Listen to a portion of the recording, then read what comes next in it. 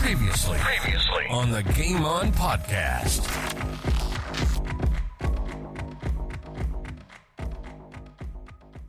What's your best moment from that 82 grand final? There was a particular time at halfway through the second quarter where Fozzie, I think it was about, we're kicking to the southern end in the second quarter, and we come off the first quarter being a goal or two up, but we took the game by just full on, and it was just a time when Fozzie kicked this goal. It was about 15 or 20 minutes into the second quarter. Yeah. I looked at him, from the middle, and I looked at him, and came up to him, and we both had this huge smile on our face because we could tell and look, I don't want to be too confident here or arrogant, but you know it when you know it, and they would have to do something extraordinary to beat us after that goal, and I knew it. And the way that Fozzie and the other players reacted at the time, it was a great feeling. You never stopped playing, but you just were so confident that it gave you this amazing sort of level of capability, I guess, to do things extraordinary, which a lot of players did in that team. I can't remember the week prior to that when we were at training. We were training at full pace, balls being kicked at us, and nothing touched the deck. It was just extraordinary. We were so switched on, fit, and in time with each other. It was a great team. Sportscast SA presents Game On. Game On. South Australians' destination for everything sports. Local, national, and international sports. AFL football, soccer, basketball, golf, baseball, tennis, cricket, and any other sports played in this wide world. And we're going to have a blast doing it. So sit back, relax, and let's do this thing. Welcome to Game On.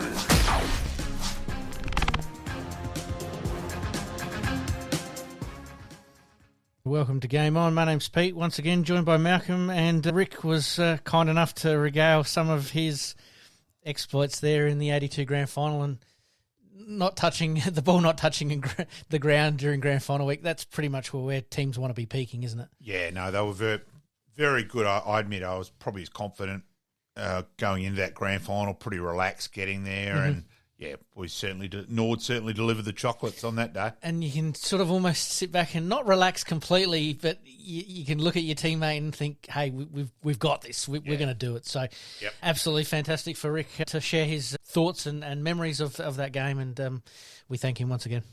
We might cover that similar sort of topic later too. We will. All right, let's get into it. Around the grounds.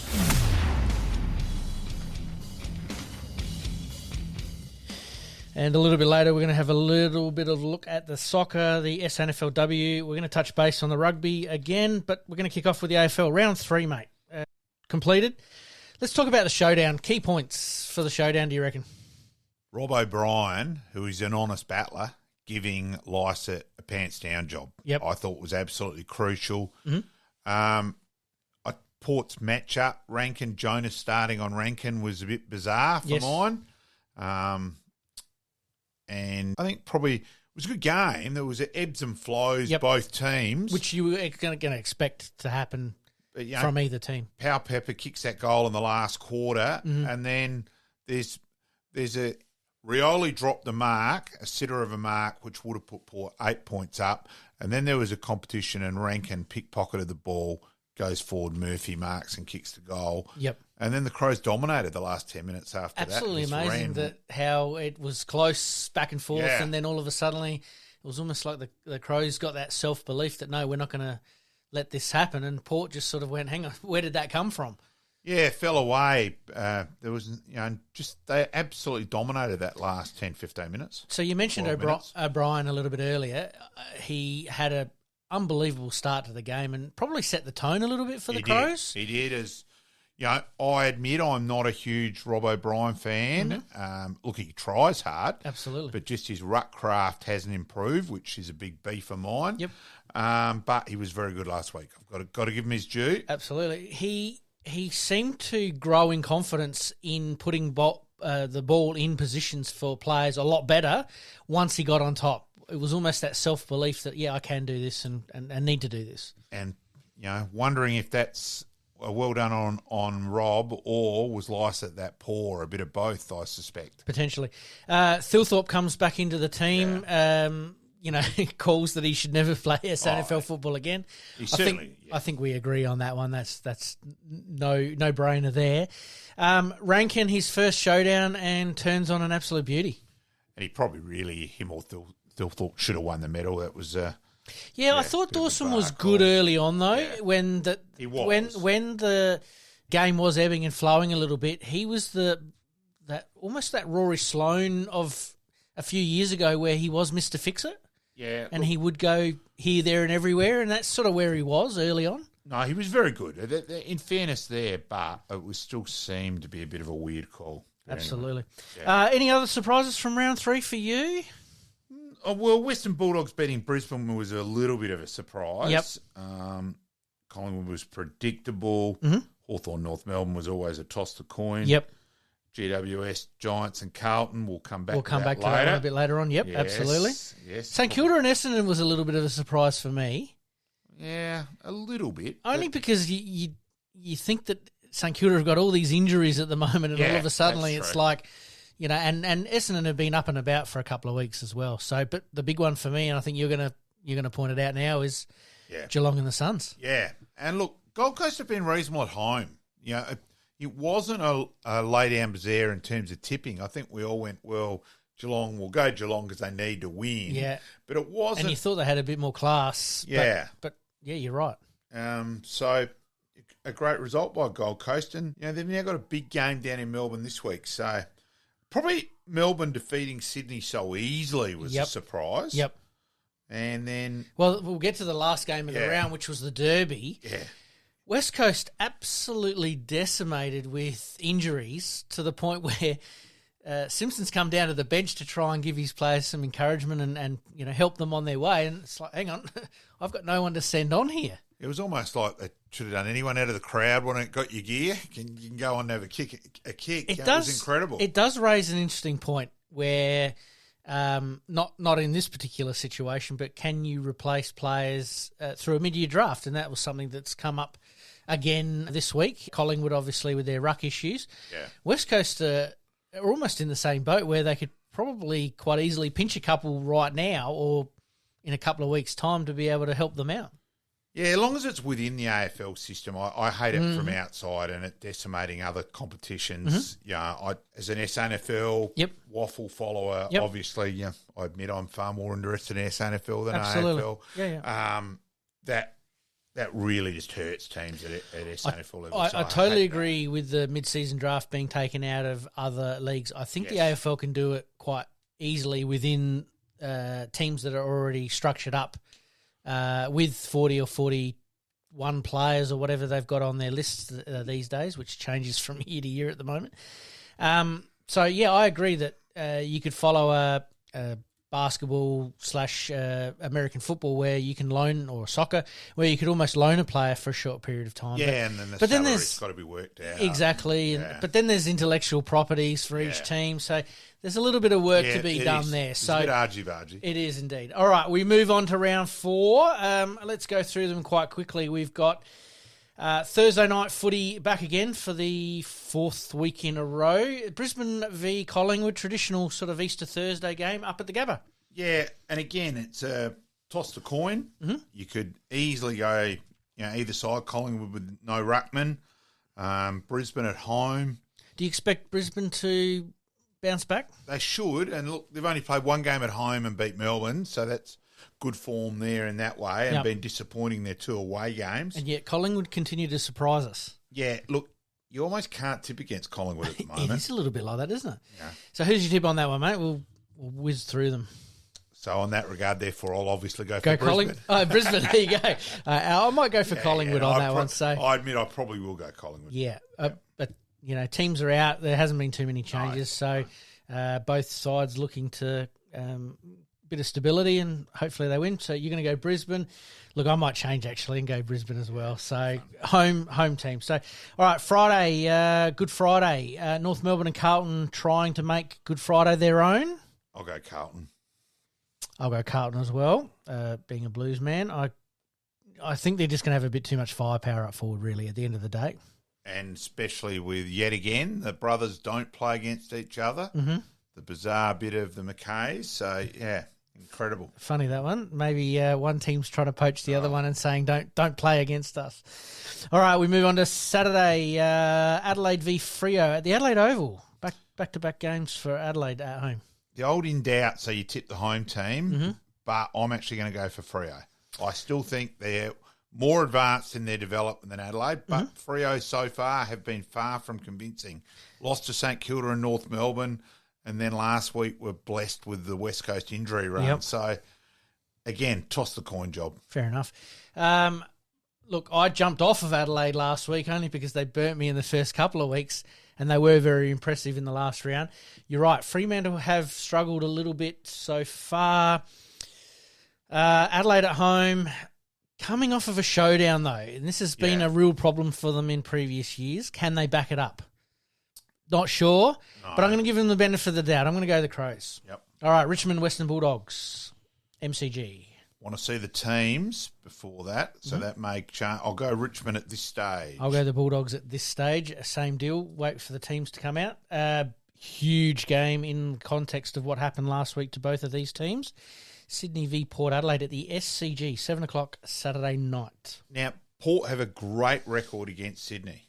Unbelievable. I think they've won their last 7. But Well, Sydney had the same sort of winning record against Melbourne in the last little bit. So sometimes form can be completely out of the wall there. But do you expect a response from Port Adelaide?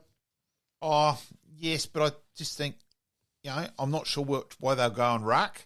Will they have the courage to drop Lysett and play young Teakle, where bizarrely they played him as a defender in the SANFL last week? Yep. Or go with Hayes. Yep. So I'll go Sydney. I'll go Sydney at home as well. I think they're going to be red hot after losing to Melbourne. They get a chance to come back home. They had an emotional presentation for a couple of their top supporters. Kenny passed away, yes, and dedicating a couple of seats to the family there. And I just think that they're coming home at the right time, and I'm going to pick Sydney as well. Yep. All right, to finish out Saturday night, St Kilda v Gold Coast Suns, Marvel Stadium. You have to pick St Kilda. Stage, yeah.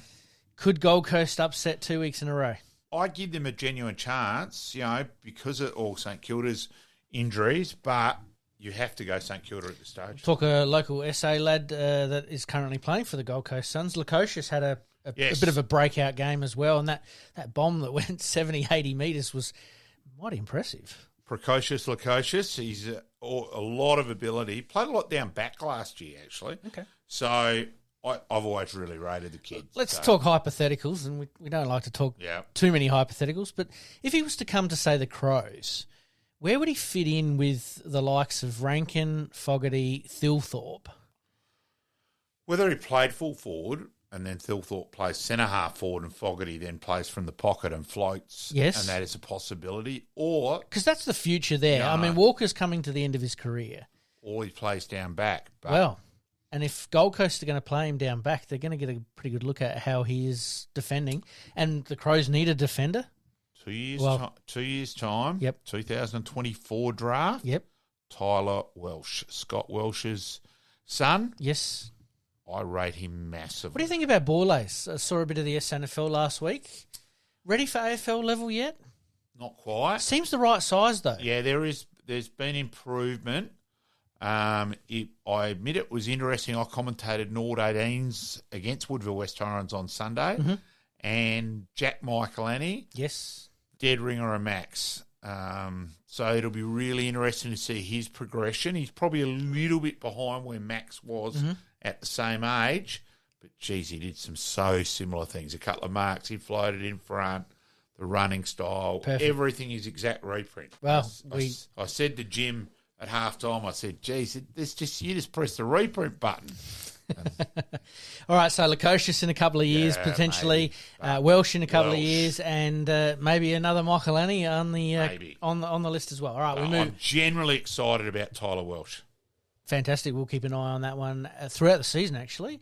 All right, we move on to Sunday. Essendon v GWS, Marvel Stadium. If in doubt, go the home side, so I'll go Essendon.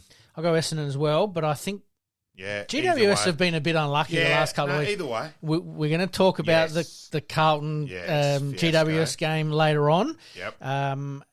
But I think they've been a bit unlucky, and it took a little while to get going against the Crows, but generally they were pretty good. Yep. All right, and to finish, not to finish out the round, but to finish out Sunday, we've got West Coast v Melbourne over at Optus Stadium. Melbourne. I think you got to pick Melbourne as well. And the traditional Easter Monday clash between Geelong and Hawthorn. I know they still haven't won, but I'm still going to tip Geelong. I think Geelong are going to turn it around. We'll talk about Geelong a little bit here. We talked about them being one of the biggest surprises this weekend. But are they missing Joel Selwood? Yes, massively. I think a lot more than we all realise. Yeah, we brushed on it last week a little bit, but I think his leadership, he was elite. We all acknowledge that. Yep. But you now wonder, geez, how much influence did he have on structures, making sure everyone was in the right spot? The general, look, I do. We all acknowledge he's a champion, but he may well have been even more important than we realise. I actually heard Timmy G on the radio tonight from 5AA on the way home, and he was talking about some of those exact issues there with directing players into certain areas, and Macca wasn't available for one of Norwood's games, and he turned around and he said, we're going to have a good day today because I could get into the opposition and say, you haven't got anybody to direct you. Yeah. What are you guys going to do? I think we're sort of seeing that from Geelong, aren't we? Yep. No. Paddy Dangerfield is the leader. Yeah, and I'm not sure his body seems to be struggling a bit as well at the moment. So, So we're going to go Geelong v Hawthorn there. All right, mate. We move on to the SANFL round 1 results. Yeah, look, Eagles very good I've got to say the Eagles were very good. While Norwood were disappointing, I was very impressed with the Eagles. It was almost a carbon copy of the trial game against the Eagles, and they were just way too good. At this stage, again, hypotheticals early on in the season, I'm sort of seeing the Eagles and probably North Adelaide as the two teams at this stage, and Adelaide, obviously, depending on what happens with the AFL side up and down and the merry-go-round that happens there. I agree. The Eagles are impressive at the moment and look like they're just sort of going to get off to a good start to the season against Norwood. North Adelaide v West Adelaide. This was a bit of a grind. We sort of expected North Adelaide to go out there and give West Adelaide a little bit of a touching up, but they were in it for most of the day and really ground out a pretty good game in the end.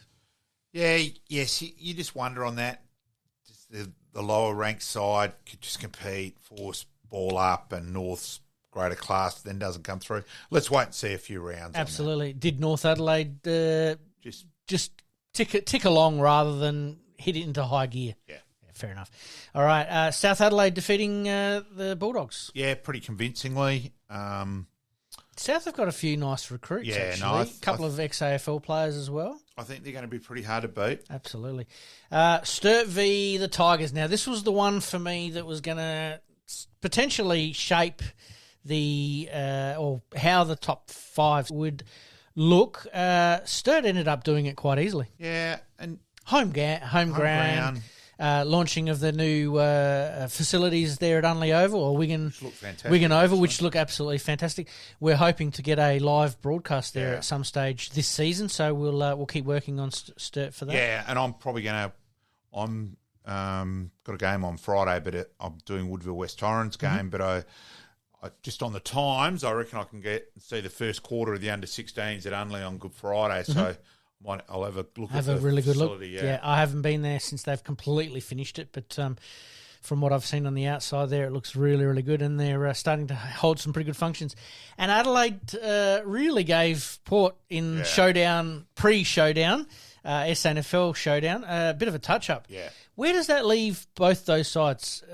We talked about briefly last week in that Adelaide have a lot of similar players, similar age, similar standard. whereas Port have got a little bit of a fluctuating Yeah, a group. bit of a gap. So it was as we predicted. Yep.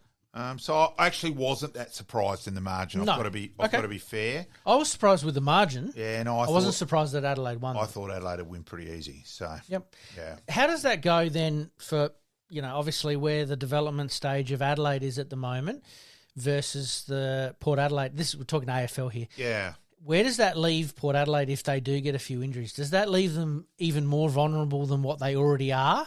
I think that's the thing, that they're lacking the guys who've probably played 50-odd games, like a Sam Mays has gone to North Adelaide, delisted from North. That sort of player, the backup sort of a bit. And, yeah, so like Lycett's struggling, yes. but they've got Hayes who's played 7 games and Teakle who's played 1 or 2 games. Yep. So they're probably there. They're not sure what to do in that regard either. So they're a little bit vulnerable I think as so. it sits right now. Yep. So Adelaide are on the other side of it where, they've got Berry who's going to be looks like Berry's going to be out this week with an injury. But Himmelberg had an absolute cracker in the SANFL. It's a swap for swap, basically. I don't think Himmelberg. Not Himmelberg, sorry, Schoenberg. Yeah. Schoenberg, sorry, my apologies on that one. Schoenberg had an absolute he may come back in. cracking game in the SANFL. Yeah, they're not quite exactly the same player, but they can rejig the structure a little bit. So you've got players that are in that area there where they have played those 30, 50-odd games and can come in and do a job. I reckon Pedlar's a loss, and Adelaide with that one, they've almost got their just desserts. I thought they were ridiculous appealing McAdam Smith. They should have just warned that. Instead of worrying that someone from another club had got 2, why should I got 3?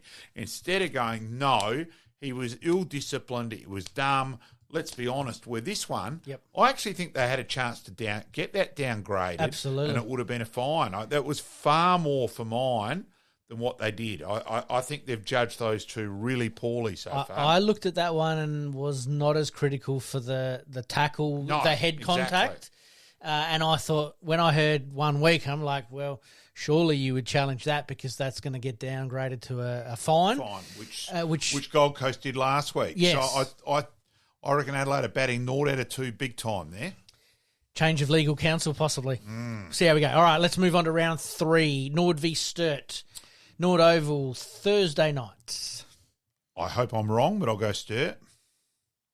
I just think we're a bit behind with new guys not knowing the structured spots. Yep. And early on in the season. Missing still Josh Richards, Pierce Seymour, and players still underdone, and that Jack Herb was underdone.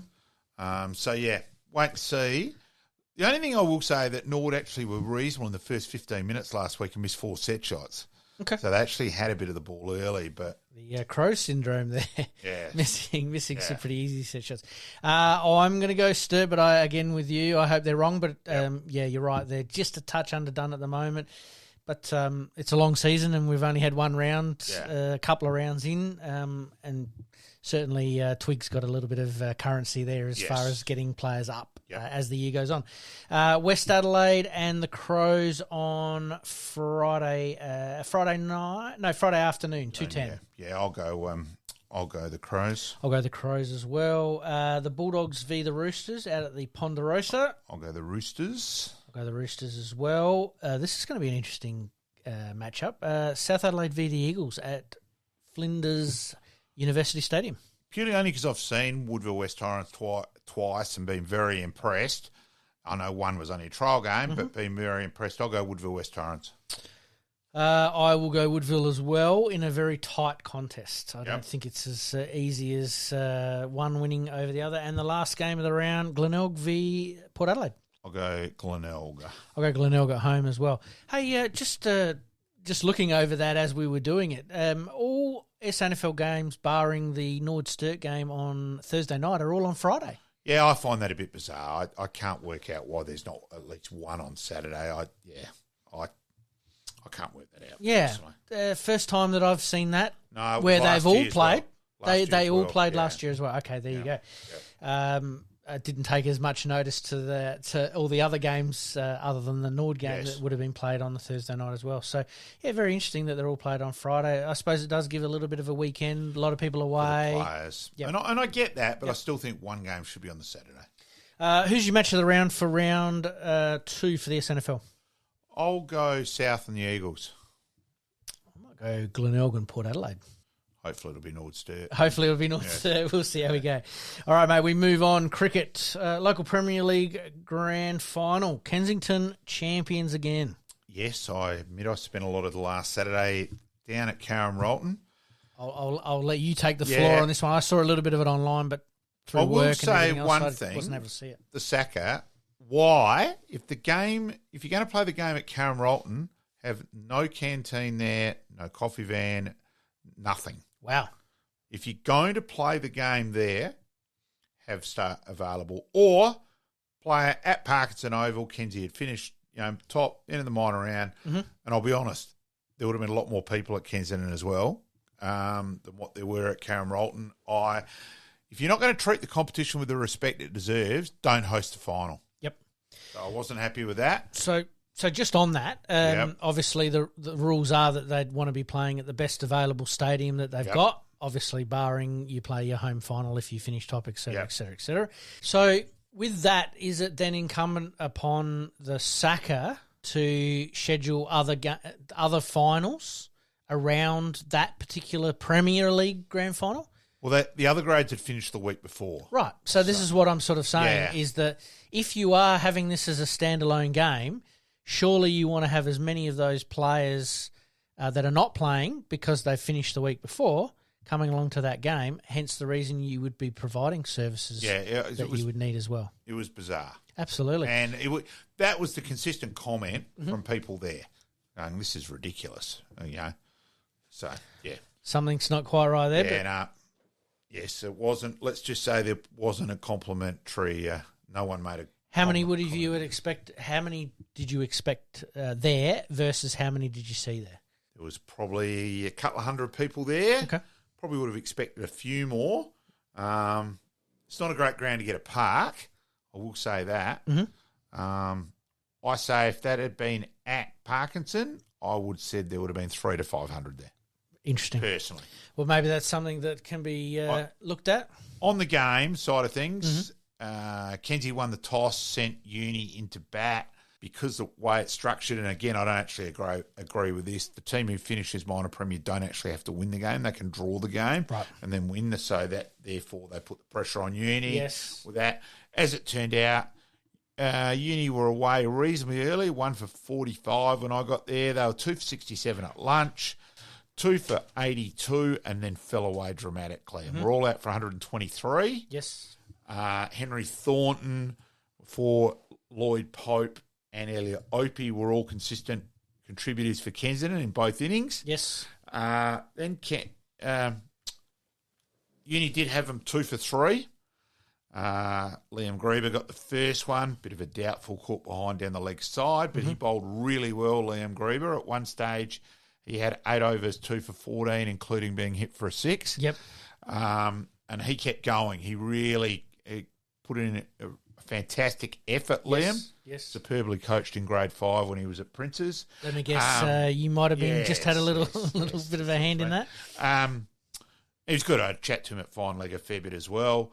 But the crucial moment was they were 3 for 43, Kenzie.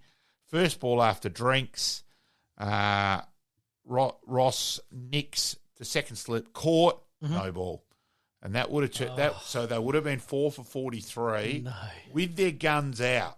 Right. So Rossi then hit him well after that and got 60. Jake Brown in his last game, previous guest on the show, made 30. So they ended up making 170 odd. Then Uni only got 175 in the second innings. Again, they got 2 wickets. Liam Grieber got wickets in consecutive balls. Yes. So they were 2 for 2 again. So back again, but you're relying on everything going right. So Henry Thornton got the David Hooks medal for his bowling, and I would have said him, Elliot Opie with the 2, Rossi with his 60 odd, And Liam Grieber was certainly well and truly Uni's best contributor for the game. Overall, good to see it live streamed, obviously, on Facebook. It would have been nice to have it live, streamed by a network at some stage, but the technology that's available these days, I mean, we've done a couple of video episodes here in a little studio here, and to be able to see that on Facebook, as I said, I was only able to come back to it briefly, but it did give me an opportunity, and it would be nice to know what the numbers might have been with that as well. True. So you might have actually got a few more that way. Yeah. Parking is a bit of an issue, so people may have avoided the city on a Saturday afternoon, Saturday, Sunday. So, all right, let's take a break. We'll take a breath. We'll take a break, and when we come back, we'll have a look at the soccer, the SANFLW, and the rugby. You're listening to the Game On podcast. We'll be right back after this short break. Go you Reds. Adelaide United, 4 out of the last 5 wins. Very, very impressive, backing up last Saturday night, I think it was. No, it was when, I'll be honest, it was when Norwood would play. It was Friday night, because Norwood were getting absolutely thumped. So Pete Myers and I were following the soccer far more than what we were the football. Thought it was on the Saturday because of the other AFL games, but you're right, it was on the Friday night. Adelaide United, very, very impressive against Western Sydney Wanderers. Very, very good after coming back after the break for the friendly matches that the Australian team had. Moving into clear second spot now, only 5 points behind Melbourne City. Yeah, they certainly just continue to get the job done and continue to score goals. 47 goals out of their matches this year is pretty impressive, considering that Melbourne City have 50 goals. It's probably the goal difference that's the goals against that has cost Adelaide United probably top spot at this stage. Yeah, so fantastic, and let's see how they go. So a big game against Sydney FC this week. They're fighting to make the finals, Sydney, so it's going to be game on for them. Adelaide United just need to keep their foot to the floor. Playing High Marsh Friday night, so there's quite a bit of sporting activities around about Friday afternoon, Friday night. I think it's 4:30. I think it starts. So the current tables, obviously, Melbourne City sitting top. Adelaide United got Central Coast, Western Sydney Wanderers, Wellington Phoenix, and Sydney FC. Perth Glory a point behind in 7th. Newcastle Jets 2 points behind in 8th. So there's Western United and MacArthur are all sort of in there with a few opportunities still to come. But, gee, if Adelaide United can win this one, that'd be 5 out of their last 6. Certainly goes a long way to making finals, but also puts the fear in a few of those sides that are in the top 4 and top 5 at the moment. Yeah, no, so we can only hope. Yeah. We can. All right, let's move on. SANFL, last week we had the Norwood beating West Adelaide 33-27 out at Hisense there. North Adelaide defeating Central Districts. A bit of an interesting game out there, but we've got a new clubhouse leader with knocking over the Tigers. Yeah, South now up and amongst it, and that. So Norwood certainly coming home, won their last 3, so becoming more competitive. So Sturt giving the Eagles a little bit of a touch up there, 72-12. So pretty easy win there. It is. All right, we move on to round 7, mate. We've got the Eagles v the Panthers. Which you'd expect South to continue. You would, and they're really stamping their authority on top spot at the moment. North Adelaide v Sturt. Yeah, look. Could be an interesting game, this one. Yeah, I'll go for Sturt. Yep. We've also got Norwood v the Tigers out at Glenelg Oval there. Yeah, that should be a good game. I may get down there for the second half. Just wait. Friday afternoon at 2:20. Yep. And we've got the finish off the round, the West Adelaide v the Bulldogs, Central Districts. I'll go the Bulldogs. I'll go the Bulldogs as well there. So we've got South, Sturt, Norwood and the Bulldogs. So there's a couple of toss-ups there. Norwood Glenelg's definitely a toss of the coin job. I admit I'm not sure how it works too. With Norwood, whether they lose a player who got picked up by Port Adelaide last night, whether that comes straight away in Georgie Jacks. I'm just not sure how that works yet. I suspect... Well, that only came through today, so... Yeah, but I suspect that's automatically now a Port player, so... Gotcha. Yeah, so that could be a big loss for Norwood. Okay, very interesting. All right, mate, we move on to the rugby. Yeah. Melbourne Storm.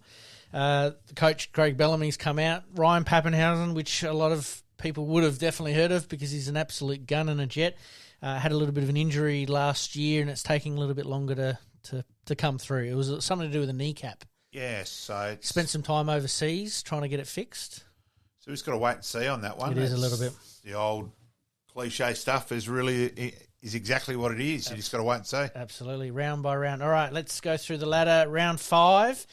Broncos sitting top, Warriors second, Roosters third, Sea Eagles fourth, Panthers fifth, Storm sixth, the Dolphins 7th and the Bulldogs 8th. The Dolphins probably dropping over the last couple of weeks. The new season, to be expected. Correct. New franchise that has come in, started off like a house on fire, and the last couple of weeks they've just struggled a little bit. And then sitting in 9th is the Titans, the Dragons sitting in 10th, and the Knights look around the market as well. So it's going to be interesting to see how that pans out over the course of the season. And my last one that came through today was the West Tigers with their uniform. They've got a uniform specially designed for Anzac Day. They've taken a stock image, but unfortunately it was for American soldiers, not the Australian soldiers. Who's going to... And this all got signed off on not only by the apparel companies, the NRL, everybody that was involved. A little bit of an embarrassment there. Dot the I's, cross the T's, boys. Ouch. Yes. Obviously, they would have liked to have not had anybody pointed out, but it hasn't. It's made some pretty big headlines. So, look, we applaud them for trying to do the right thing. They're trying to honour the Anzac spirit, and obviously Anzac Day is coming up pretty soon.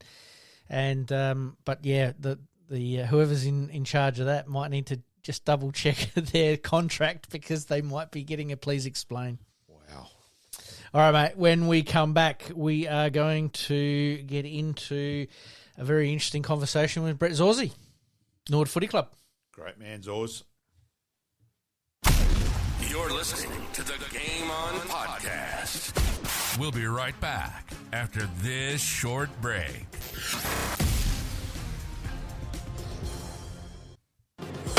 Past players, past legends.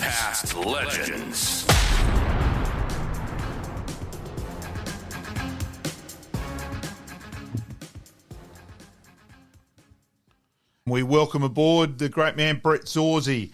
He's a unique person, Brett, in terms of being able to comment with the authority on both competitions, having played over 100 games for Northern Bull Ants, and with his Norwood career ending up with, for Norwood, 164 games from 2005 through 2013, couple of flags, 2 best and fairest, Jack Odie medal when he made sure he flattened Trent Jamont. Well played to make sure he got up there. Brett, advertised the Team of the Year 5 in a state game. Welcome aboard, Brett. Thanks, Rulebook. It's great to be on. Thank you for joining us, mate. Let's go back to your junior career. We'll start off there. Where did you play your juniors and which club, and lead us through to obviously coming to Norwood. Yeah, no worries. Played at a local club, Epping. I was born and bred in Epping. Epping's northern suburbs of Melbourne. Played all the way from under 10s to under 17s. Then went into the TAC Cup with Northern Knights. Was lucky to win a flag in 1996 as a bottom age player. We had Andrew Eccles was a Crow Norwood player. Yep. Jimmy Plunkett, Lance Whitnell, Nick Stevens, Port Adelaide.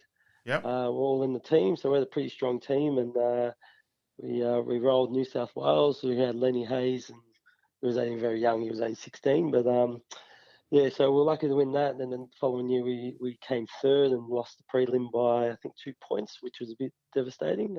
Played against Chris Massey, Trent Crode in that game. So, and then I suppose after the Knights, didn't get drafted, trained at a couple of clubs, Essendon and sort of Collingwood. Then went to Preston, played 7 years at Preston. They're aligned with Carlton, is that right? When I was there, we were actually kicked out of the competition, and then we got back in. We were by ourselves, so we'll stand alone all the way up to 2003, and then 2003 we aligned with Carlton. I was there, so my first year was 98, so had about 5 years to stand alone, and then the last 2 years was with Carlton, 2003, 2004. 2003 we had a very good list, but the alignment just didn't work. You had players from Carlton coming down, our players not getting games. So a lot of people left in end of 2003 and sort of broke the club a little bit. In 2004, hanged around, but it just probably wasn't the same environment. Enjoyed my time, but it just wasn't the time. And then it sort of became a bit more of an under 21s, under 22 competition. Yeah. By then I was 24, 25, and lucky enough, right time, right place, got a call to come to Norwood, and it was the best thing I did. Well, let's go back a little bit to there, Brett, where you were unlucky enough to get injured your second year with the Victoria with Till Cup. That certainly hurt your chances of being drafted.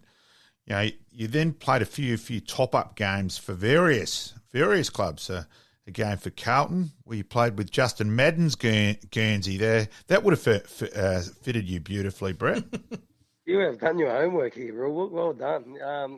I got knocked out in Tassie actually, and I was in the Till Cup squad, but I never thought I was the certainty, but I was in the squad. Played a pretty good practice game, and then the next week, I think we had 3 practice games before they selected the team, and played one, played pretty well. Then the next week got flattened in Tassie, broke my eye socket. Couldn't fly back on the plane, so had to catch the boat back. A couple of days later, missed about the next 4 to 6 weeks, I think. So they went the Victoria chances. Came back, was lucky to play 3 games with Melbourne in the reserves, and I played a game at Carlton early on in the season. And yes, they had no jumpers, and they pulled out 44. And it went down to below my knees, I reckon, because I was only weighing about 75 kilos back then. So it was pretty interesting, but it was good fun. And you had a game for Melbourne, sitting on the pine, starting with the Melbourne, and who did you end up having to sit next to there? Yeah, well, mate, you were very good. So I think it was my first game. No, it wasn't. Might have been my first game for Melbourne. I only had 2 on the bench back then because just with numbers, and obviously they were short, so they used to call up the under 18s players to fill in. So I'm there, didn't know anyone. I sat on the bench with this guy who's coming back from a broken sternum. Yeah. It was his first game back, and it was Freddie Bassett, and it was quite interesting. I still remember to the day that it was like 1 minute into the game. We were sitting on the pine, and he goes, "Mate, I gotta go to the toilet. Tell the coach if he calls for me, I'm down. I'm in the room." So he had to run along the bench up into the rooms, and I'm like, I'm 17. I'm like, all right, I'm the next man up here, and he was only gone for a couple of minutes, but as you know, football, anything can happen. End up playing 1 or 2 games with him, and as I said, sort of fate he ended up coaching me. You played in the Victorian VFL side too, as a pacey wingman too, Zorz. I was on the bench and then came on as a wing. Yeah, so in 2001, I was in the squad and it was emergency. So I came over. I was a 23rd player. We played Adelaide at the Adelaide Oval. We got rolled by a fair bit. I reckon we got done by about 40 points. I can remember the Richardson brothers playing because there was two of them, and they were just too strong. And then we actually played you guys again at Adelaide Oval in 2002. Yeah, that's right. So, and I made the team for that. I was started on the bench, came on about 15 minutes into the second quarter, onto the wing, and actually played pretty well. I used to tell the coaches, hey, I'm a wingman, but kept on getting stuck at full back. And we actually we had a pretty good team. We had like a lot of people came over to SA then. We had like Passador, Jeremy Clayton, Di Pasquale, that's right. myself. There was probably a couple others as well who were in that team. And we ended up winning by 8-9 goals in the end. Passador was a good forward. He could seriously play. I rated him. Yeah. It was once again, he was probably in that same age. He was I think he was a little bit younger than me, but not too much. He was probably in that 23 bracket, 22 bracket, or maybe back then maybe 20. But then, you get to that stage where, Metropolitan footy's pretty strong in Victoria. So it's either you go back to Metropolitan footy, or if you're lucky enough to get, invited to SANFL, you snaffle that up pretty quickly. So just on that, we'll go into how you got to Norwood. Who approached you and how did that all come about? Yep, so I played with a guy called Andrew Hill at Bullants. We got him, he's from Tassie. We got him over, he only played 1 year with us, I think 2000. Played well, got drafted to Collingwood after that year. Sort of didn't lose contact with him, but as you know, sort of 1 year turned into 2 years. I hadn't heard from Hilly for a while, and then we trained together.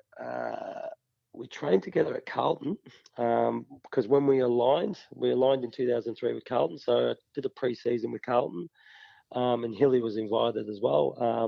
So we sort of reconnected there, and then he went to Tassie and played for North Launceston with Macca.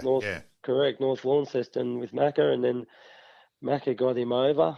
I might have my years wrong, but anyway, Macca was the one that got Hilly over, and then Hilly told Walkie to get me over, and Walkie and Staz came, and Walkie, Staz, Andrew Dick, and John Neat came and watched me play a game, and it was 10 degrees, teaming down sideways. I think the score was 3-2, I think. So I don't know how much recruiting they did, but they said we saw you play and you want to come over. So obviously you would have known about Gary McIntosh, but the opportunity to play with him would have been too good an opportunity to pass up. Yeah, so for Norwood, I only really knew the name McIntosh and Aish, and I think most of that knowledge probably come from the Legends games. They might have played a game and all that, and they were talking about how good these players were, that they never came over and played. So I knew a little bit about them, but I didn't know too much, to be honest, about the history of the club. But I knew Macca was, with the beard. Everyone knew who Macca was. He had the beard. He's a crazy guy. I told my mates I'm going to go and play for Norwood. Macca's the coach. They're like, you're going to be doing tackling drills every night. It's going to be pretty hard and all this stuff. And I actually signed, and Macca unfortunately didn't get reinstated. Yes. So I actually signed and didn't really know who the coach was. But as I said, it didn't really bother me about that. I was just more happy for the opportunity, because for myself, I was in a bit of a, not no man's land, but I could have stayed at Preston. I was captain, but all my mates had sort of left. It was a bit of a strange feeling, I suppose. I felt like a top-up player, to be honest. A lot of my mates were playing bush footy, which was appealing, but I sort of wasn't really ready for that. So, as I said, I was happy to go to SANFL, and then I really wanted Macca to be coach, because I thought that would be fantastic. But I was a little bit disappointed that they didn't reinstate him. But and everyone I speak to reckon he was superb. It was just the club was just in a really big hole at that time. 2003, 2004, 2005 probably wasn't the greatest period for Norwood off field, to be honest. No social club, lockdown. You know what I mean? It was a pretty tough times. Yeah. I think Macca was just in the wrong spot at the wrong time. I reckon if he coached earlier or later, he would have been a gun. Well, that's what a lot of the players tell me. And then easily the highlight of your first couple of years was the elimination final win where Tex lit Adelaide Oval up against and Gags dominated against Port as well in the midfield. But that was a fantastic day. Yeah, so going back a bit, I was pretty successful. Like always played finals as a junior, and then 1998 was my first year of senior footy, and we played finals at Preston. And then from 1998 to 2008, I never played finals. So I had a 10-year stretch of not playing finals. So then, 2007. Then when 2008 rolled over and we made the final, it was a pretty big occasion. Not only the first final for myself for a long time. It was Norwood Port, Adelaide Oval. It was a big day, and we're very lucky that we had Tex. He definitely turned it on, didn't he? We turned it on. We very much relied on him back in those days. I think he enjoyed his footy because we gave him a fair bit of supply, and he always seemed to kick a bag for us. He kicked 7 that day, and that was actually pretty good. That was actually a good game to watch as well. Like the ball was zimming around both ways. Yep. Yeah, and it was we had a nice lead, but it was never comfortable. But I think we might have won by 15, 20 points. I can't remember, but it was just sort of in control but not in control type of thing from memory. And Tex was definitely the difference. And then after some, dark days at fullback, where it was just, I don't care who it would have been. That game against Central was could have had David Dench and Roscoe Glenning at fullback, and it wouldn't have mattered. You finally in 2009 when Jared Cotton moved you into the midfield, mate. Yeah, well, as I said, I sort of was a midfield backman type thing player when I first came over, and then sort of just, to be honest, I wasn't playing great footy when I first came over in 2005, and went from halfback to back pocket to sort of fullback, and sort of started consolidating the spot because I was thinking at one stage I might be even on the outer here. So, and then all of a sudden, fullback became sort of my spot. So, but always in the back of my head was like, I can help out the midfield here. I can play on the wing. I can do rotations or whatever. But in saying that, football's changed a lot. Back then, you weren't rotating off the bench that often. No. And even I was chatting to Hilly, and he was like, look, we want to have a pretty good spine. That's like, he was all about having a good fullback, centre half-back, centreman, centre forward, full forward, and you build around that.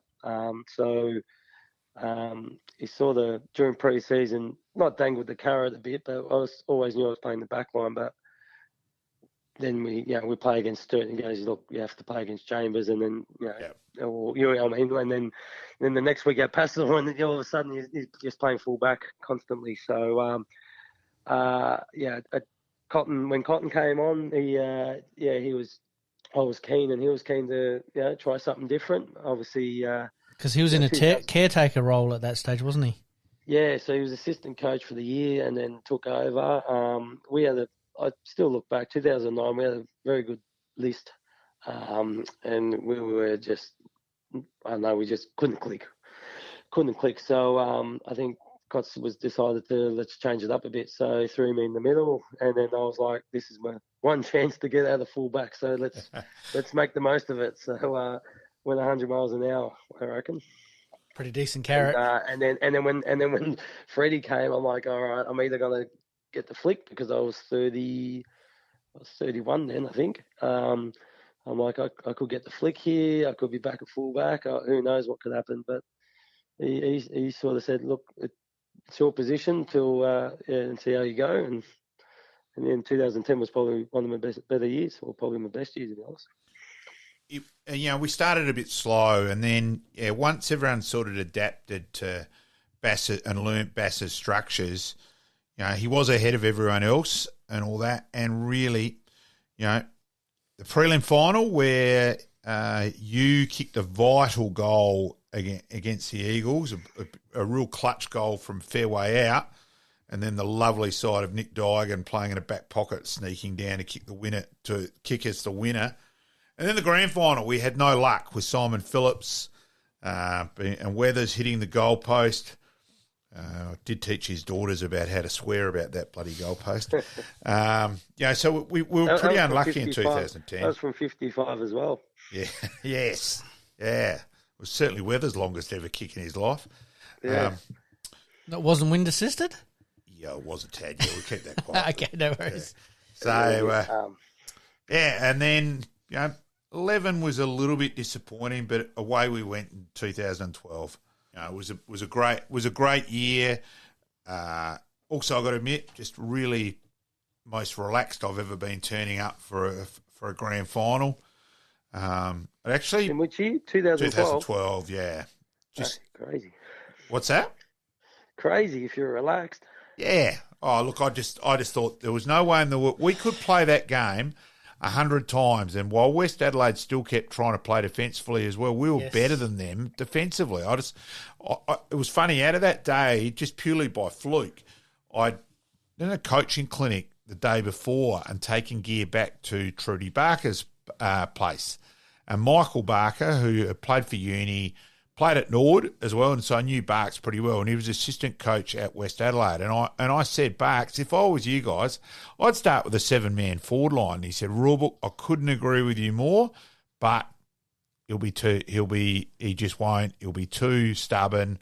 And we were just better than them defensively, and it was just, very relaxed. And I just felt we were always in control right from the first second of that game. Yeah, well, going back like 2010, we took a while to get going, and then we won 8 in a row. We lost to Sturt, and then we won 8 in a row, and then we lost the Bays at the end, and then sort of yo-yoed the finals. We had a good team. I just think we were a little bit unlucky in the grand final, but that's how grand finals go. We gave it a good shot. And we probably just didn't believe that we were probably good enough. I agree with that. Probably just didn't have that self-confidence. Looking back now, whereas in 2011, like that's probably the one that hurts the most. Even though we lost the grand final in 10, 2011 hurts because we actually had a pretty good team. We just didn't. Once again, we copped a lot of injuries as well. Bryce Campbell did his knee in the final. I think from game to game we had like probably 5 changes each game. We were dropping like flies, but still we bet Woodville by 10 goals, lost to Centrals, lost to Woodville by 10 goals, and then they won the granny by 1 point, I think. So it was a real strange one. But 2012, we were the best team, and we had a good. We weren't cocky, but we had a good confidence. We only lost 2 games for the year, and one of those games was North Adelaide, where Giorgio got tripped 50 metres out from goal. And the other one, we're beating Westies all game up until about 10 minutes in the fourth quarter. They just kept pegging us back. But I think we were like, 20 points up at quarter time, 10 points up at half time, 5 points up at 3/4 time, and then they just sort of just got hold of us a little bit, and we lost by 15 points. But I reckon that was.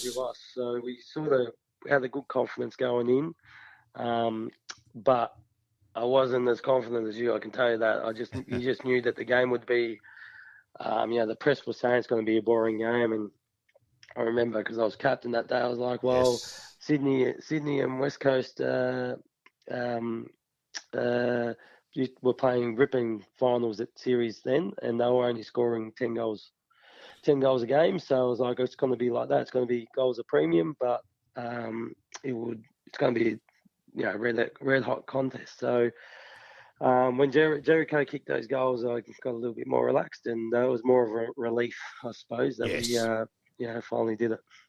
And didn't your voice hold up? That was what I was going to say.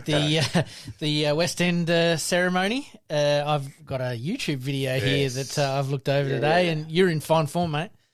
Still don't know how to delete off YouTube. I'm trying to work on that. But I was. It was a big year. Like we lost Kieran McGuinness early on. Poured it. So then. Yeah, so like he was our captain and best player. So, and in a funny way, it made us gel together and gel strong. And I took over as captain pretty much early on anyway. So I think it all came to the end around that brewery. I just didn't have no sleep. I was yelling all through the game because, as I said, I was just wanted to get that premiership because a lot of hard work had been done in the last 15 years with ups and downs in the club, and we were expected to win, and sometimes they're the hard ones to win because you are expected to win. So yeah, maybe overdid it a little bit on Monday night, and paid the consequences for on Tuesday. We don't begrudge you that, mate, at all. I do think back too to that the grand final night in 12, sitting with Muff in the mayor's parlour, and just thinking, geez, if ever a guy, the steely eyes, that he was obviously disappointed. He was wrapped. We won. Don't dare get no. Don't anyone dare get the wrong points there. But geez, the steely eyes that 13 was going to be good luck. Look out for Kerry McGuinness with 13, and come 13, we go through the year really well, and fascinated with you where it looked like you'd hurt your knee, and it looked like down in the rooms that could be it. And tell us then what it was quite incredible, really, what happened with your knee that day, Brett. Yeah, well, going back with Muffa, like with 13, I was going to retire in 2012. We won the flag. I was 33, and I was really 50-50 thinking about pulling the pin. And I just had my second daughter was just born in December. But in the back of my head, I'm like, we've got Kieran McGuinness coming back into the team. We've just come off a flag. I think Darren Pfeiffer was coming back just to play with some mates. And I'm like, I think we're just going to be even the better team next year. And I, as I said, was starved for success. So I was sort of just wanted to play another year. So which I'm glad I did because, as I said, we were a better team in 2013, even though we lost 3 games that year. So in the 2-year period, we only lost the 5 games, which is pretty incredible when you think about it. And as I said, and then I was more confident in 13 than 12. But going back to that game, so I think it was about round 17 against Westies. I did my PCL. I don't know how I did. I think I landed on the ground, and it's the one that the ruckmen do when they knock their knees together. 4 to 6 week injury type thing, or 6 weeks. So I was in a brace to keep it straight. Didn't play the last 5 games or whatever it was. Then we had the bye. We had the bye because we finished on top. So I remember saying to Freddie, how about I play the last game, even if I just play at half, just to see how the leg pulls up, and then I've got a week to rest, and then we'll go from there. And I was not worried about my spot, but I just wanted a little bit of a match practice as well. And he's like, well, why risk it? Why don't you just play? Why don't you just have that week off and you just be ready for the final?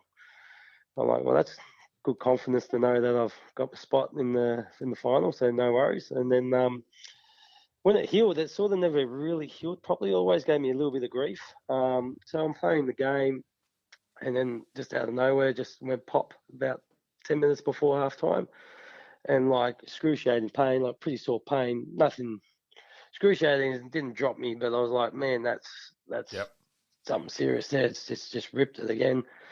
So I hobbled off down in the rooms and sat on the bench. And as you said, I was like, this is it. This is done. Another 4 to 6 weeks type thing. And then the boys came in at half time, and I was just with the doctors and Donna and the trainers and that. And it's funny, it just started feeling better. The pain sort of went away. I'm like, oh, it doesn't really hurt anymore. I had some Panadol. And then we started saying, well, can I just give it a test run type thing? Like, what's the worst that's going to happen if I just get out there and go for a run?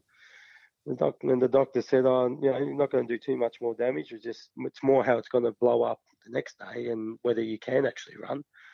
So I started doing some sprints in the change rooms, and to be honest, I actually felt better.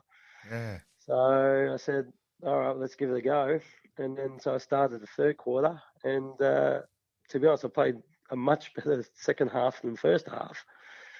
So knee felt fine. So then my only worry was after the game, I'm like, this is going to blow up like crazy. Yep. Yeah, and come Monday, it was no swelling, no nothing. So it was real weird.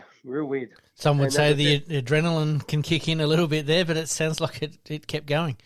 Yeah, and as I said, and it never swelled up. And I didn't train that week just for precaution, but then trained the next week, and she was right to go. So it was almost like I needed it to re-break or re-snap or whatever it was to make it feel better, and haven't had an issue with it since. So yeah, it was a weird one, but I was just worried a bit of match practice and a bit of form, but I was on the bike, swimming quite a lot, and I was on the pretty. It's amazing because you always say I'm going to try to lose some weight for footy, but it's always hard to lose it. But when you know you're on top of the ladder and you've got a final coming up, it's amazing how dedicated you can be. Yeah. So moving then forward to the grand final, obviously you were keen to win another one. Oh yeah, of course. Everyone is, but sometimes you've won one. The goal is to go back to back, and obviously you made a point of it and came out to play. That's for sure. I'll make a point there where Brett, you really came out to play. The big one, North were getting back in the game. The third quarter was slightly, nearly right in the middle of the ground, slightly the golf course end, and just a fight, a loose possession ball to compete. Brett competed against 3 Roosters and forced the ball up, and it was just a vital stage of the game. And geez, this guy's come out to play, and the desperation.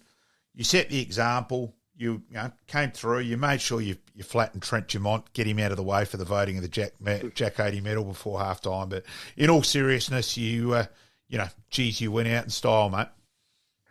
Yeah, well, as I said, my knee felt great, so I felt pretty good going into the game. And what we're going back with the hunger, we had like not a pack, but we knew Muffa we wanted to win for Muffa. There was Matty Fuller was the other one who didn't play in 2012, and he was in. So that we had a lot of reasons and ammunition, like we need to win for these guys. And the belief was amazing. Even like you think or you hope you can win, and when you think of the Centrals teams, a lot of the times they weren't in winning positions, but then they just believed that they could win, and the belief took over almost. And it was a bit like us. We just believed that. I believed that we were a better team in 13, and I actually believed that we were going to win that game. So it was. And that's why I hope now that the Norwood, this year's Norwood team, it's like hopefully last year's Premiership has given them belief that actually we don't hope that we play well. We actually know we're a good team. We've won it.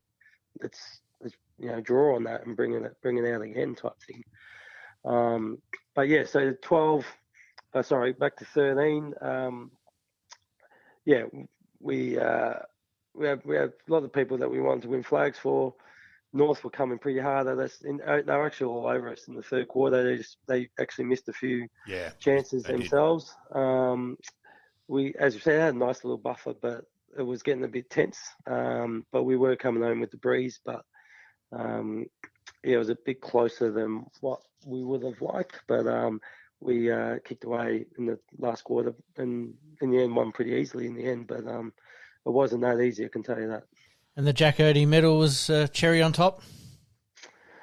I was probably lucky on that one. I didn't, to be honest, I didn't think I thought I was just consistent. Even in 2012, I don't think I played outstandingly well. But in 2012, there was a lot of players that played pretty good, and we won by quite a lot. Whereas in 2013, I reckon I probably played a similar level. Just there were a couple of people who were down on that day. We didn't have as many good players, if that makes sense. Like Matty Suckling had his hamstring, ripped his hamstring out.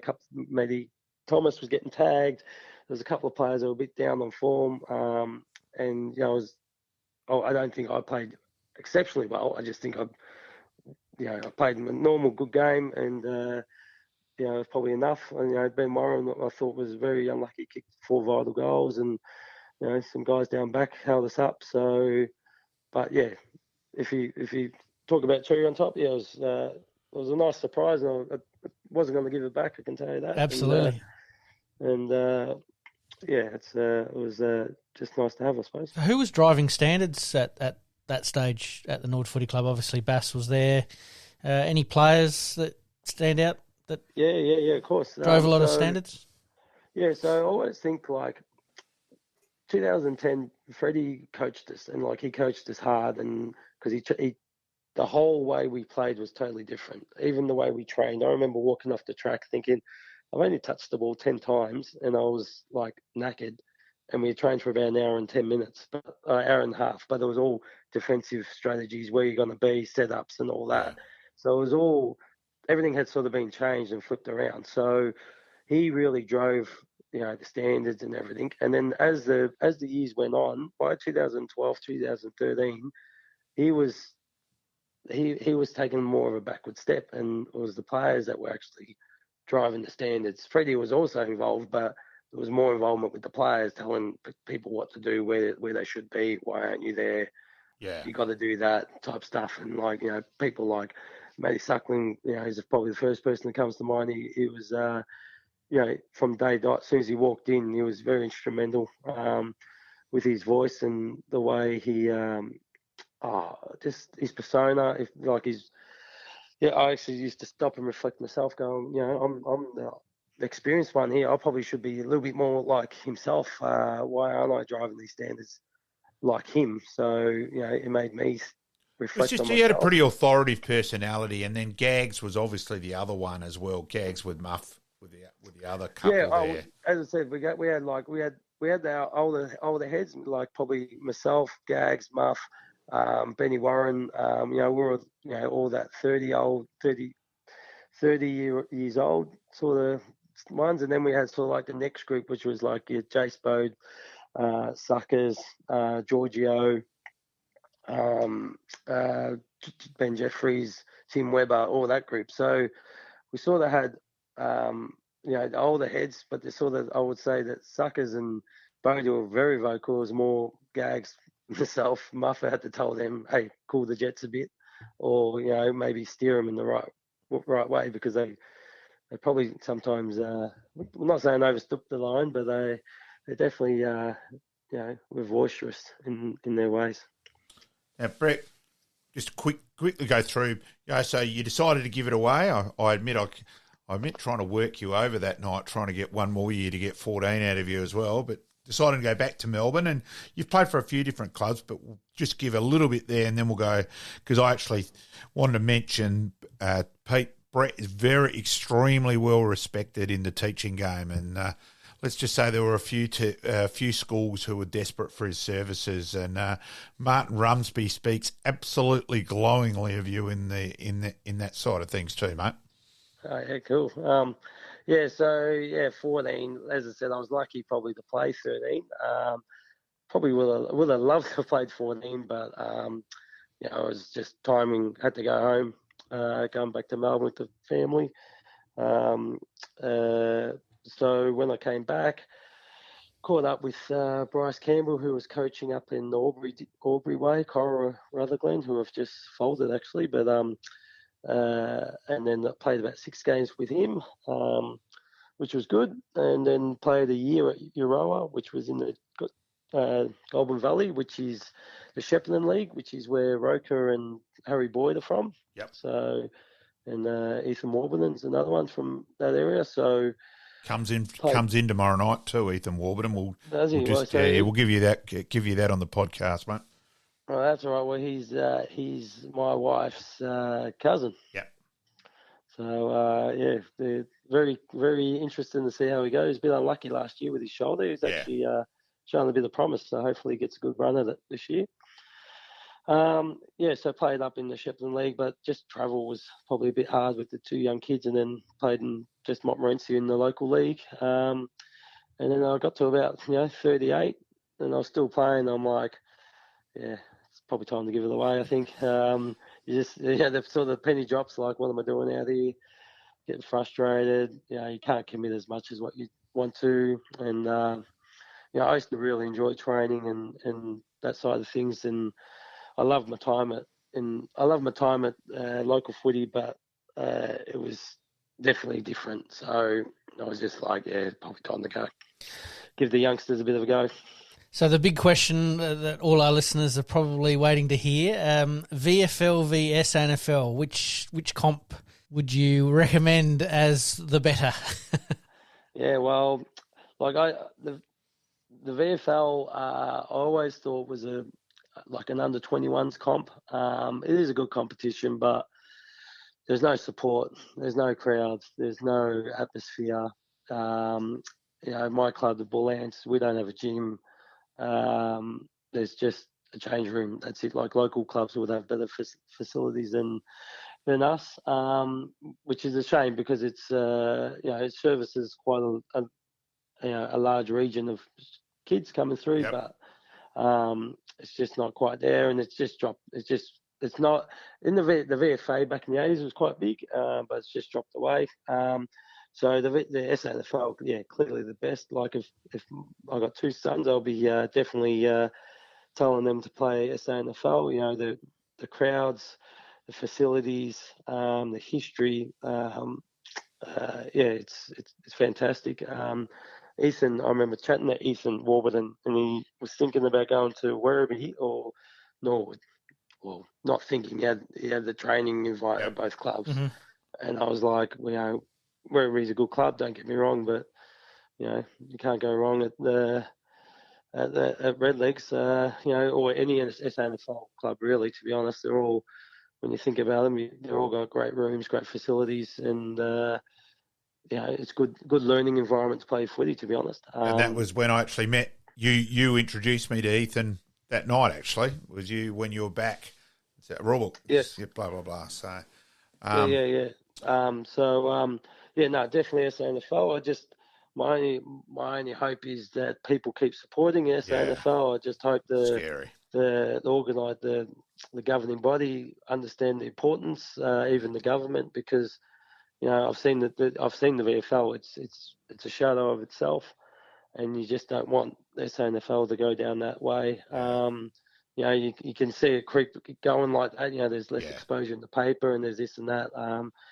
Even being called local footy, I think that's a bit of a disgrace. It's our footy. I mean, there's 125 years or something of SANFL footy. It's not local. It's genuine footy. It's tribal. Yeah, it's tribal. It's nearly 150 years, actually, Brett. 150. Yeah, I mean, and to call it local, to be honest, is a disservice. Disservice to it. And as I said, we've got to probably do more to get it back in the limelight. Not just you guys, but the whole state. You know what I mean? Because once it's a great product, and you want to make sure that it continues. And I'll say Brett's always been fantastic with supporters. Vesta, just always a great bloke. Mark Robinson, as the team manager, you always make time for everyone and held in huge respect. As I've said earlier, that Kieran McGuinness, Ross Dillon and Brett Zorzi are my three most influential recruits from interstate in my 40-plus years of barracking for Norwood. So I really can't speak any more highly of Brett as a person. Great footballer, better bloke is my thoughts well and truly. Absolutely. So thank you very much, RULEBOOK. Yeah, but as I said, you got we've got a reunion coming up in 10 years in Anzac Day. So Robbo and I were actually talking about that earlier tonight, wondering when it was. Yeah. Yep. So it's Anzac Day. We've got about 15 to 20 of us coming over. But as I said, like if you don't want to lose this competition, or else the next 10-year reunion might not be there. You know what I mean? Or might be somewhere else. And all of a sudden, the competition's faded away, or it's dwindled to a shadow of itself. So, we're looking forward to it. We're actually we're hopefully meeting up with Joe Tripodi, the president, who's struggling a little bit, but he was in my time at Norwood, the two most influential people were probably Nathan Bassett and Joe Chiprodi, the coach and the president. There was a massive change when those two both came to the club, and they definitely steered us in the right, turned us around. They didn't steer us in the right direction. They actually picked us up and, put us back on the podium, to be honest. Absolutely. All right, we'll get you out of here on this one, mate. What are you up to these days? Yeah, so I'm teaching PE at the moment in northern suburbs of Melbourne. Teaching, got 4 kids, two young boys, 2 old girls, 2 young boys. 12, 10, almost 2, and just 4 months. So, don't have much no spare time at the moment. Lucky to get over for the reunion. But, no, it's all good. But, yeah, just pretty much teaching and parenting at the moment. And you said the young fellas are playing a bit of footy? Big pardon? You said the young fellas are playing a little bit of footy? No, they're a bit young yet, but I said when they're older. When they're older, yep. Yeah, I'll definitely be steering them. If they've got a bit of talent, I was trying to say I'll definitely be steering them to SANFL rather than VFL. We'll see what happens. One of them's kicking the ball already, so that's all right. Got to start somewhere. Yeah, exactly right. Greatly appreciated, Zorzi, and look forward to catching up on Anzac Day, mate. Yeah, we'll be there, and thanks for the chat, and hopefully the boys get a win this week. Who are they playing? Do you know who they're playing this week? Sturt at Norwood Oval. Yep, I'll be at the parade tomorrow night. Game. Yep. Tomorrow. Yeah, it's Good Thursday. So yes, hopefully a good crowd. Yep, definitely.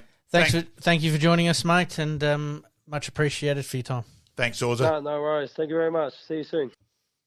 Welcome back. We're talking with Brett Zorzi there from the Norwood Footy Club, and obviously his thoughts on the SANFL versus the VFL as well. And 2 premierships at Norwood is pretty handy. 2012, 2013, almost did it on one leg at one stage. Yeah, it was incredible that he hurt his knee, and by doing it, it actually turned out to help. So it was quite bizarre. He thought it was the end of his career, and then I'll give it a jog, and away he went, and it was better. So yeah, really bizarre, but yeah, a great bloke, Brett, a person I have enormous respect for. Absolutely. Well, we thank him for his time tonight. Liking this podcast? Please like, rate, and subscribe.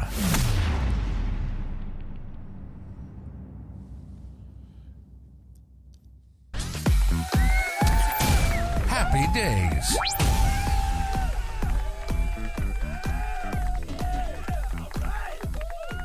All right, we move into happy days. Happy birthday to Formula One driver. Obviously, the Formula One Grand Prix here in Melbourne last weekend.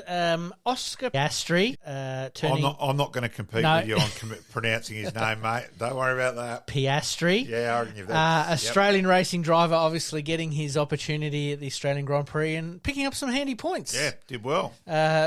Couple of accidents and some time violations, etc., sort of got him into that 8th spot and picking up his points, but... very, very impressive indeed for such a young fella, born this week in 2001. So not bad for a 22-year-old. Pretty incredible the amount of debris going in the crowd with tyres, and someone caught part of the car. Yeah, I heard a guy got amazing. Something caught in the arm, and then fans were actually trying to rip it out as a souvenir. Yeah. And then there was also a little bit of a thing about spectators were on the track a little earlier than what they need or should have been.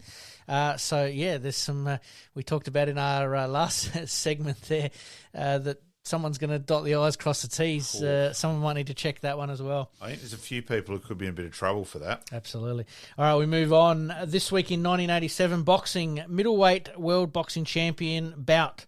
Sugar Ray Leonard upsets Marvius Malvin Hagler at Caesars Palace in Nevada, in Las Vegas there. Certainly Sugar Ray, but both, there's certainly 2 really well-known names. You certainly remember both and all that side of things. Pretty incredible that we're going back there 36 years. Yep. Doesn't seem that long ago, does it? No. But, fantastic. Sugar Ray was one of the greats. He was indeed. This week in 1991, a little bit of controversial one in the soccer. Argentine soccer star Diego Maradona suspended for 15 months by the Italian league for testing positive for cocaine use. Great player. Oh, absolutely. Fantastic player on the ground. Certainly questionable off the ground. Would you put him somewhat in the Kyrgios frame? Great talent, can play a bit, but gets himself in trouble with what he does a little bit more off. Well, not so much off the court, but, gives that glimpse of talent. He probably delivered more on the ground Yep. than Kyrgios. Yes, but I'm just sort of saying, comparing that they can be two totally polarising figures, that they can be brilliant players 1 minute and then do something stupid the next. Yeah, look, probably a George Best, Stan Bowles, a couple other soccer players around the mark. Yep. Similar. Stan Bowles for QPR. Absolutely. It's always interesting off the ground as well. All right, and we finish off with, in 2014, the cricket, the ICC World Women T20 World Cup. In Dakar, Captain Meg Lanning's 44 from 30 balls leads Australia to 4 for 106 to beat England, 8 for 105 to win by 6 wickets with 29 balls remaining, and their third consecutive T20 World Cup. It was a pretty comprehensive win. They well and truly had that game under control, virtually really from ball one. Yep. Absolutely. All right, mate, we're going to scoot into the big finish. Extra time. Big finish. Now, we don't have a little intro for this segment, which we want to get made up, so bear with us on this. But this is going to be tonight, the RULEBOOK rant. Away you go, mate. Carlton v GWS. The worst decision I have seen in 45 plus years of watching, being involved in footy. Bearing in mind, I also am an umpire. I'm a life member as the umpire of the SANFL.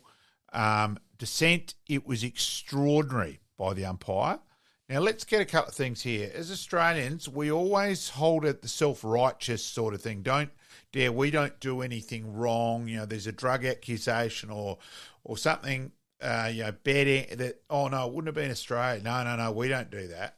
Now, we had the umpire suspended with the Brownlow betting irregularities. He lost his spot on the panel. Yep. I'm saying that decision is so doubtful and smelly. I believe the umpire should be suspended and there should be an investigation. Leave it at that. We've got to cover ourselves legally. Absolutely. But I'm saying, as I said, in 45 plus years, I've never been so angry as an umpire that he put himself above the game. It was Kath and Kim umpiring, look at me, look at me, look at me. I'm bigger than the game. It was a disgrace. It was unforgivable. Okay, so I'll play devil's advocate here at the moment. Yep. So obviously we don't want dissent in the game because we're trying to set a good moral standard as far as that and it keep follows umpires for juniors. Through. Yep. Follows through to the junior levels. Totally get that part of it. I'm with you. Definitely that the decision seemed excessive. Yep. Not only at that stage of the game, but it could have happened at any stage of the game. Seemed quite excessive. When you look at it in slow motion, was there a free kick to be paid to start with? Questionable. Yeah. The player didn't exactly throw his arms up, swear, go absolutely off his banana and spit the chewy at the umpire and go completely, excuse my French, batshit crazy. Yeah. There was a small shrug of the shoulders. The arms went up no higher than the hips, and he didn't even swear. He said, "Oh, where's the free? Where's the free? Where's the free? Exactly right." It was from Steve Caniglio. Look, it was bizarre umpiring, and just not good enough. And I'm saying against GWS or Gold Coast, I'm saying are the only two sides that decision. If it had been paid against the other 16 sides, there would have been hell to pay. Because it was GWS or Gold Coast, it doesn't get anywhere near the publicity. Yep, fair enough. Not good enough. Certainly Sunday morning on all the footy shows, Monday on all the talkback, it seemed like that was a big bone of contention for a lot of people. 100% get it. Are we making up rules as we go along? I know this was a big topic last year, and it seemed like we sort of sorted it out. But if we're if we're enforcing rules on an ad hoc basis, the consistency and the frustration from the players is only going to be huge, isn't it? It's not good enough. The AFL have got to show far more character and say the umpire got it wrong. Actually show some honesty. This cloak and dagger stuff that they never admit they got something wrong. They sat on the fence with it. Purely by sitting on the fence, it showed they knew it was wrong. Yep. Not good enough. Absolutely. All right. I'm going to chime in here with an umpiring decision that left me scratching my head, and you as an umpire might be able to explain it a little bit better or give it a rant if you need to. But the holding the ball decision for the Crows v Port, where SANFL Pepper tackled Lockie Scholl, and there was another one almost identical at the other end of the ground, and I can't remember who that was against, but it was, I think it's SANFL Pepper again. Yeah. Those two holding the ball decisions were ridiculous. Again, it was an umpiring error. As an umpire, not a problem that Pal Pepper was there because he was standing next to a Crows player. Yes. So he can be in that area because there is another player there. So what about the exclusion zone? Because this is where people are going to ask the question or going to question it. Because there's a player there, right? He can be in that area. Gotcha. If the player runs off, he's got to get out the area.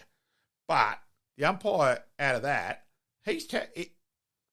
Shoulder off his line. You've got to protect the player more than that. And that's the key there. He didn't move off his line. No, it was a shocking decision as well. It's just an automatic 50.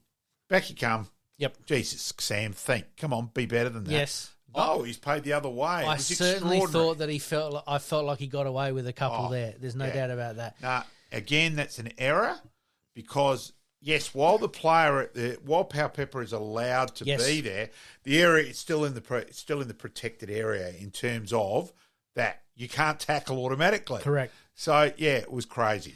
He hadn't gone off his line. No. He hadn't stepped. He'd gone backwards, but he hadn't stepped forward. He sort of looked to turn the body and looked like he was going to go, and then it was almost snap of the fingers holding the ball, and you thought 50 metres, and they've done the complete opposite decision. How does that happen? How does that mistake happen? It's a mistake. The first one, in terms of the GW at Carlton, that's arrogant umpiring. Yep. This is an umpiring error. Yep. We all make mistakes as an umpire. Certainly, of course, we all make mistakes. But it was a poor error as well. Mm-hmm. And again, we're talking in a multi-million-dollar business too. We're not talking kicking a catch at Div 3 reserves. We're not looking you or me helping the club out. Yeah. Both of them is terrible. Yep. The first one's worse. Absolutely. All right, so we're not looking to flog umpires here. No. We're just looking at a couple of decisions that have left not only us scratching our head, but I'm sure the general public as well. And we're trying to give a little bit of comment on it. So we're definitely not trying to flog umpires on every decision they make. As I said, I'm an umpire. Every decision that they make. It doesn't matter what game you're going to go to. 50% of the crowd are going to go, that's the wrong decision. 50% are going to go, that was the perfect decision. Totally get it. But these ones have been a bit controversial, I suppose, as to how did we get that wrong. Two blatant errors. Yep. Both not good enough, but at least the second one's an error. With the first one, wow. So then that leads me into my next point. So let's take the first one out of the equation here at the moment, which we've already said, look, not good enough, shouldn't have happened. There's a few things with it. Let's look at the second one. Now, 4 umpires. Are we getting a couple of different interpretations with that? But it seemed almost exactly the same decision happened twice. It shouldn't could have been the same umpire. Without looking at the footage, it could have been the same umpire. It's just an error, though. Twice, though. The umpire should be dropped because he's made an error in law. Yep. And that's where you, as an umpire, when you got observed, if you made an error in law, you generally you didn't get the final. Say you're umpiring. Fair enough. The first semi, you then didn't get the grand final. Fair enough. We all knew that. So in this, I'll be very interested to see umpiring appointments this week Mm-hmm. to see where those two people are. Fair enough. All right, we'll keep an eye on that one as it goes. Thank you very much for your rulebook rant tonight. As I said, we'll make a little stinger up for that one there for future rants. But certainly, as I said, we're not looking to flog the umpires. not at all. We want to see as many people umpiring at junior level, teenage levels, local club level, SANFL level, and obviously AFL level as well. So Very much so. But we want to try and get those decisions right as much as possible. Yeah. All right, mate, we've finished a very good episode tonight. We thank Brett Zorzi for his time in our Past Players, Past Legends segment. And as per usual, mate, we promise to do better next week. We'll certainly have a crack. All right, let's do it. Thanks, mate. Thank you. In this crazy world we live in, we all need the distraction. Enjoying the show? Like, rate, and subscribe. Hook up and connect with us on social media at Sportscast SA. We'll see you next time on Game On.